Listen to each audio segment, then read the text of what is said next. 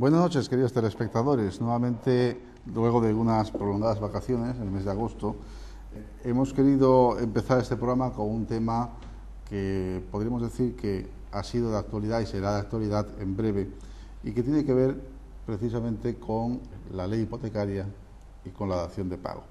José Antonio Bisús, buenas noches. Hola, buenas noches. José Antonio Bisús es el director de ILEX Abogados. A su izquierda, Juan Rollo es asesor financiero, también experto en responsabilidad social corporativa.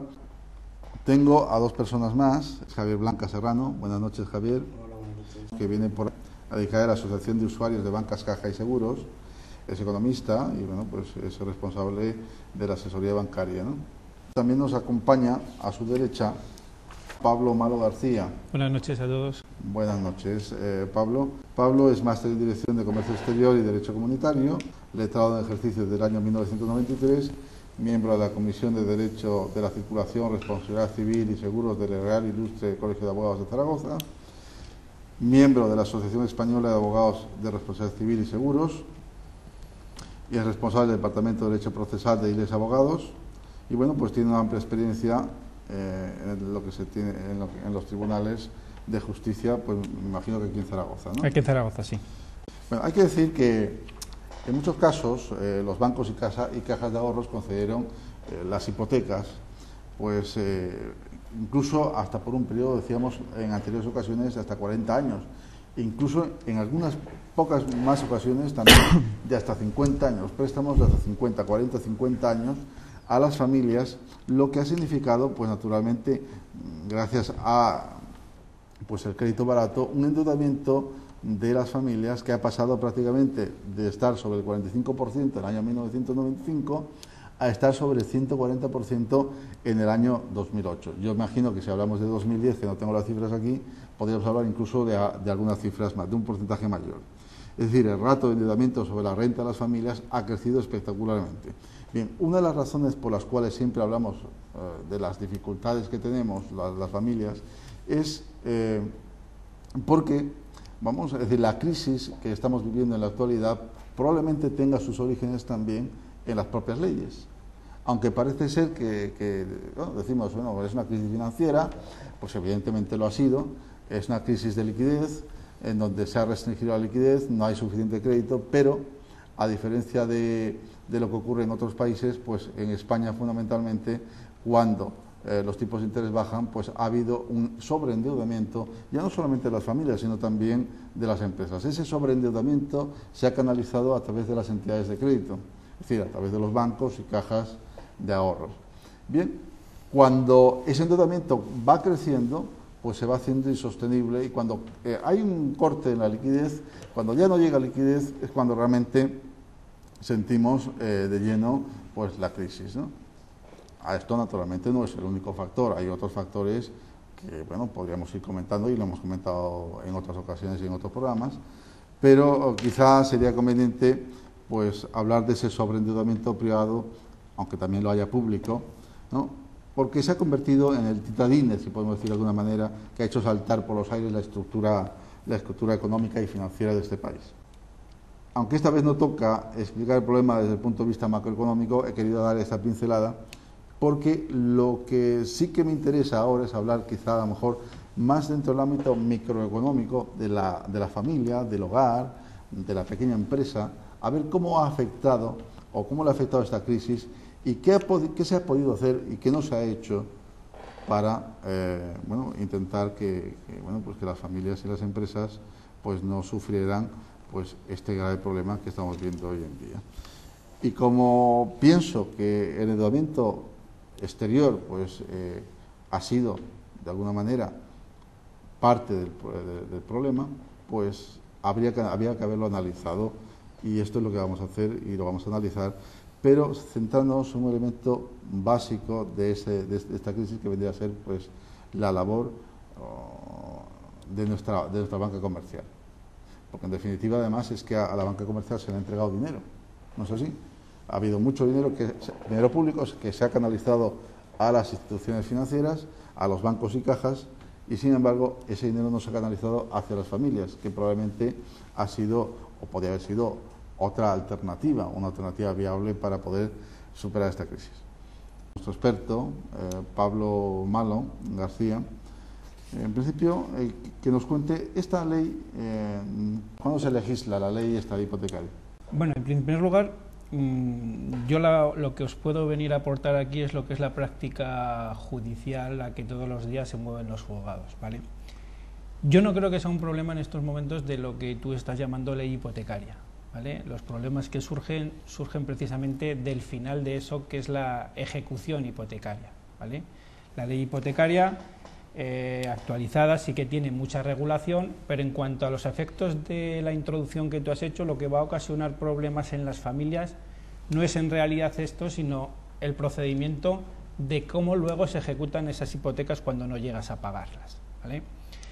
La hipoteca en principio no deja de ser más que una garantía que se constituye para asegurar que vas a cumplir una obligación.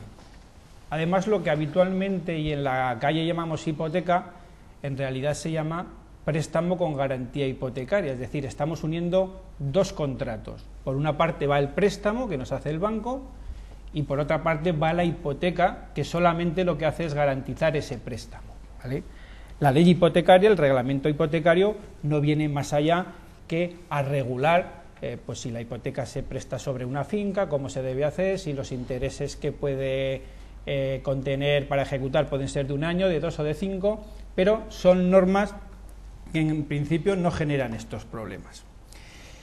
Lo que genera los problemas de los que tú hablabas de endeudamiento en las familias y los que luego comentaremos es el procedimiento que hay establecido para ejecutar estas hipotecas, es decir, cuando ese crédito no se paga, el acreedor hipotecario, generalmente el banco, tiene un procedimiento que es un instrumento procesal, un procedimiento judicial, que le establece la forma como tiene que ejecutar esa hipoteca. Se trata de un procedimiento que no está regulado en la ley hipotecaria y que está regulado en la ley de enjuiciamiento civil.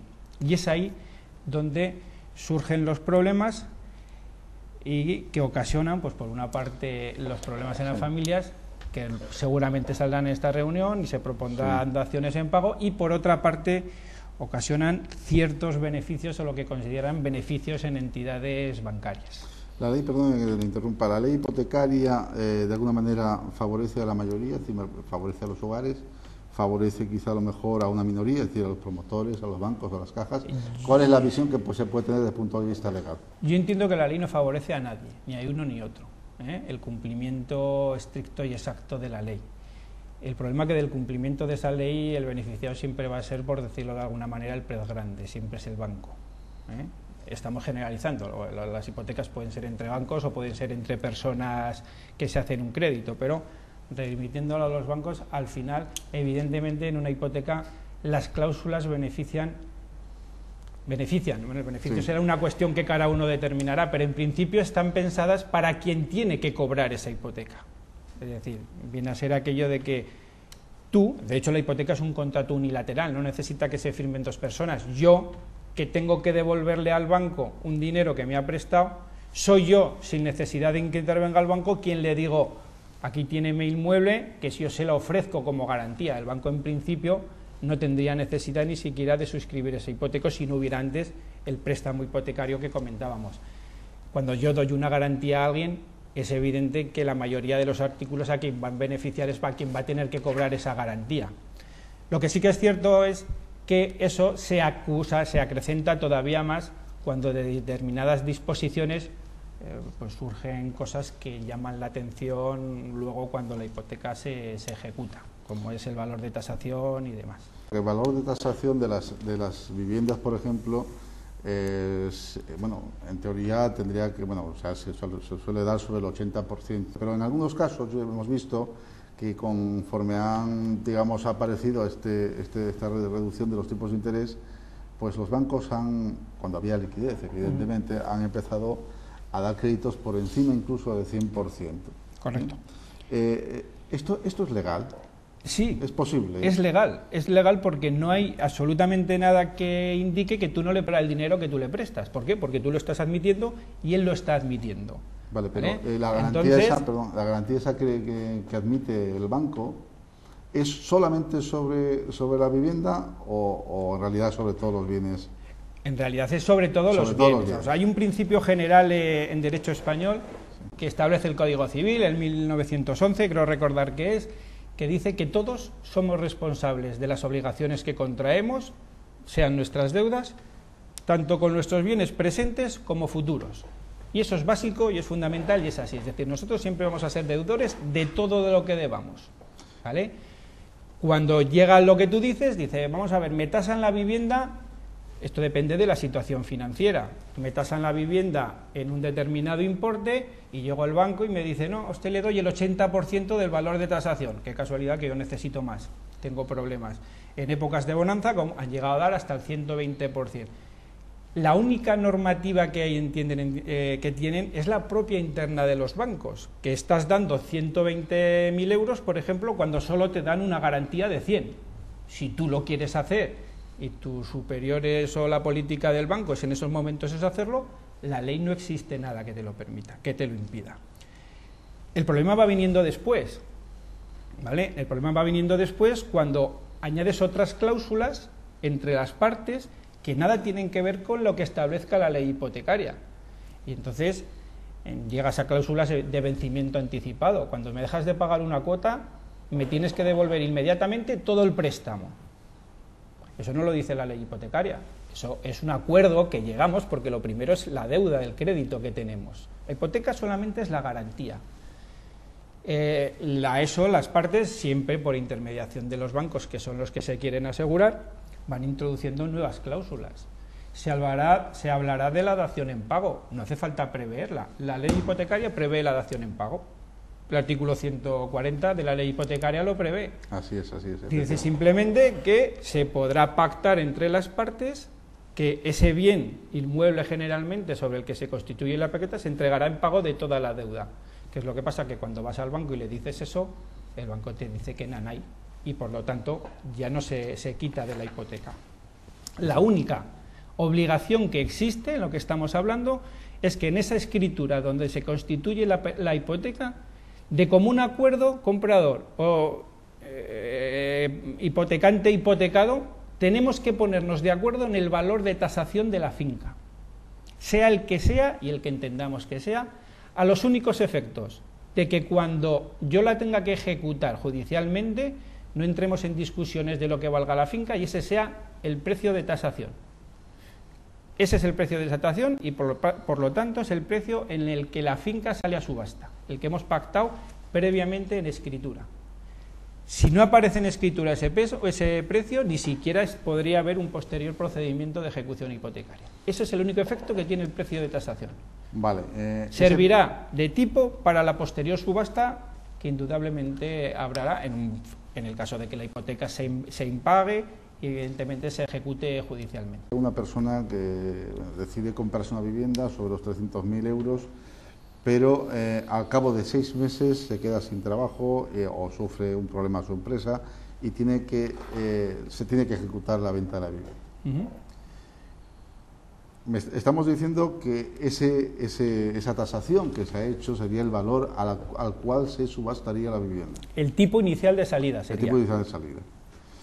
Claro, naturalmente, al tipo inicial de salida, probablemente al precio de 300.000 euros, de tasación me refiero, no habrá ninguna persona que sea capaz de adquirirla. Correcto. Vale. El banco, entonces, ¿qué posibilidades tiene y cómo sería la adquisición? ¿Qué valor tendría el valor de adquisición? ¿Sería el precio de tasación? En estos momentos el 60%. Antes era el 50%. Antes era el 50% y tras la regulación del mes de julio ha pasado al 60%. En realidad tampoco es una cuestión propia del procedimiento hipotecario. Cuando el procedimiento hipotecario se ha presentado una demanda, no se ha pagado y todo está bien, eso inmediatamente esa finca sale a subasta y ahí ya el procedimiento hipotecario como tal desaparece y entran las normas de las subastas, que son exactamente igual para subastar cualquier bien inmueble, venga de una hipoteca o sea una deuda común que te han embargado un inmueble o lo que sea. Entonces las normas son las mismas.